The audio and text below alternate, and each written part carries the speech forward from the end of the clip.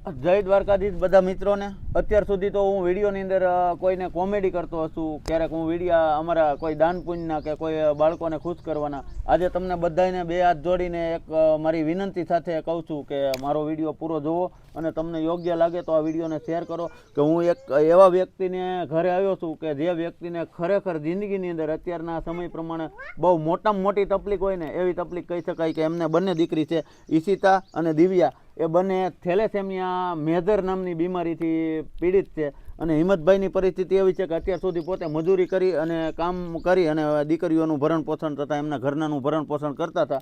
તો અત્યારે એમની દીકરીઓને જે બીમારી છે ને એ બીમારીની અંદરથી આગળ નીકળવા માટે મતલબ ડૉક્ટરે સારવાર માટે 22 લાખ રૂપિયાનો ખર્ચ કીધેલો છે એ પણ ગેરંટી નહીં। એટલે તમે તમારી રીતે યુટ્યુબમાં કે ગમે ત્યાં સર્ચ કરીને જોઈ લેજો કે થેલેસેમિયા નામની મેજર બીમારી હોય તો એમની આયુષ કેટલી હોય અને એમને શું તકલીફ થાય અને એમને ખર્ચ કેટલો હોય। એટલે એમની પરિસ્થિતિ પ્રમાણે એમની પાસે કાંઈ પણ રૂપિયો નથી અને કોઈ પણ જગ્યાએ અત્યારે કમાવા જઈ શકે એમ નથી।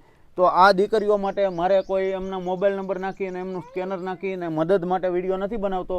આ વિડીયો ખાલી એવા વ્યક્તિઓ સુધી શેર કરો કે જે લોકો ખરેખર આ વ્યક્તિ સુધી રૂબરૂમાં, એમનું ગામ છે ડેડાણ, તાલુકો ખાંભા, જિલ્લો અમરેલી, અને એવો અત્યારે ભાડે મકાનમાં રહેશે તો એમના ઘર સુધી આવી અને કોઈ પણ માણસ મદદ કરી શકે છે। આની મદદ માટે અમારા ધારાસભ્ય શ્રી હીરાભાઈ હોય કે માજી ધારાસભ્ય અમરીશભાઈ હોય કે પોપટભાઈ હોય કે મહિપતસિંહ હોય કે ખજૂરભાઈ હોય, ગમે ત્યાં સુધી આ વિડીયો પહોંચાડો અને આમના ઘર સુધી ખરેખર મુલાકાત લ્યો અને ખરેખર એમની તકલીફ છે એમાં આપણે ભાગ લ્યો અને એમની તકલીફમાં આપણાથી જે થાય ને એ મદદ કરી અને એ જે એક દીકરી માટે જે એમના બાપની જે પ્રાર્થના છે ને અને જે દીકરીઓ માટે થઈને બાપ જે શું કરે છે ને એ એકવાર તમે એમને ત્યાં આવીને જોઈ લો અને એમને પરિસ્થિતિ પ્રમાણે એમની દીકરીઓને ભગવાન સારી કરે અને એમને જે મદદની જરૂર છે ને એમના સુધી પહોંચે ને એવી મારી પ્રયાસ રહેશે। અને અગાઉ એમનો સ્કેનર તથા મોબાઈલ નંબર નાખી અને મદદ માંગેલી છે, તેમાં એકાદી જગ્યાએ ફ્રોડ થયેલું છે એટલે કે ખોટું થયેલું છે। એટલે આ વિડીયોની અંદર આપણે એમનું સ્કેનર નાખતા નથી અને એમના ખાતામાં પૈસા નાખવાનું કોઈને કહેતા નથી।